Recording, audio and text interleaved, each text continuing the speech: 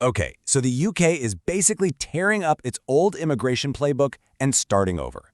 In this explainer, we're going to break down what is easily the biggest shakeup to UK immigration in 50 years and what it means for anyone who's hoping to build a life there. The country is right in the middle of its biggest immigration overhaul in a generation. We're talking about a fundamental change to the very rules that decide how someone can permanently settle down and make the UK their home. And you know, when we say biggest, we really mean it.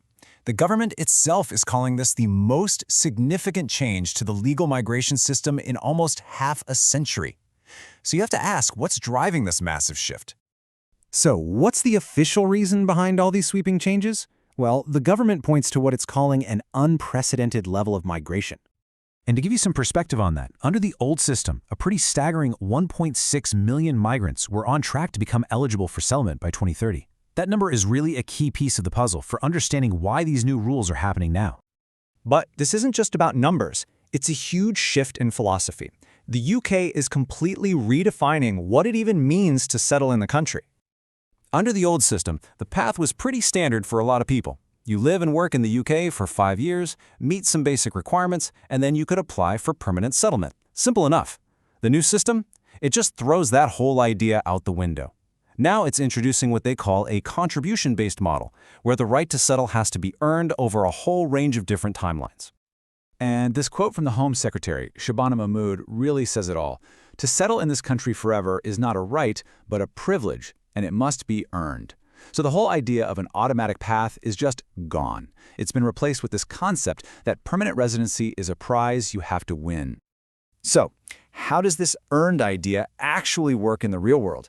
Let's get into the specifics and break down the new waiting periods for different groups of people. Okay, this is where you can really see the new system in action. We've got this multi-tiered system, kind of like a ladder. At the very top, you've got entrepreneurs and people on global talent visas. They can settle in just 3 years. NHS doctors and nurses, they're on a 5-year path. But as you move down the ladder, things change. Some low-paid workers, like those who might have come on care visas in the past, could be looking at a 15-year wait. For migrants who rely on benefits, that number jumps to 20 years. And for anyone who's an illegal migrant or has overstayed their visa, it could be as long as 30 years. Your perceived contribution to the country now directly sets your timeline. And there's another pretty big bombshell in these new rules. Access to public funds and social housing could be held back until a migrant becomes a full British citizen. And just to be super clear, citizenship is the step that comes after you get permanent settlement. For a lot of people, this would be a total game changer, and it could create a whole new class of long-term residents who have fewer rights for a longer time. But these new, longer timelines don't apply to everybody. There's a really significant exception that kind of shows you the selective nature of this new system. Let's take a look at the case of people arriving from Hong Kong. So first, a little background. The British National Overseas Visa, or BNO visa, is a special pathway that was created for eligible people from Hong Kong, and it allows them and their families to move to the UK. So what does this visa get you? Well, you have the right to work and study in the UK. The catch is, you usually can't access public funds, though there are some exceptions for really tough situations. But the most important point for our discussion right now is that last one on the list. For BNO visa holders, the path to permanent settlement is exactly the same as it was before. It's still 5 years.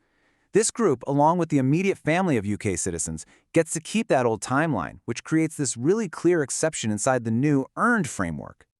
So what's the bottom line here? When you step back and look at it all, what are the crucial takeaways from this huge shift in UK immigration policy? I think there are 3 big things to remember. First, the idea of a standard 5-year path to settlement is basically over. It's now officially a privilege. Second, your future in the UK is now explicitly tied to how much you're seen as contributing. And third, all these changes are designed to make the UK's immigration system one of the most selective and tightly controlled in all of Europe. And that leaves us with one last thought. The UK is making a really bold and pretty controversial move here to completely redefine the relationship between a migrant and the state. The big question is, as other countries also grapple with migration, will this earned model be seen as some kind of a blueprint? Could it actually become the new global standard?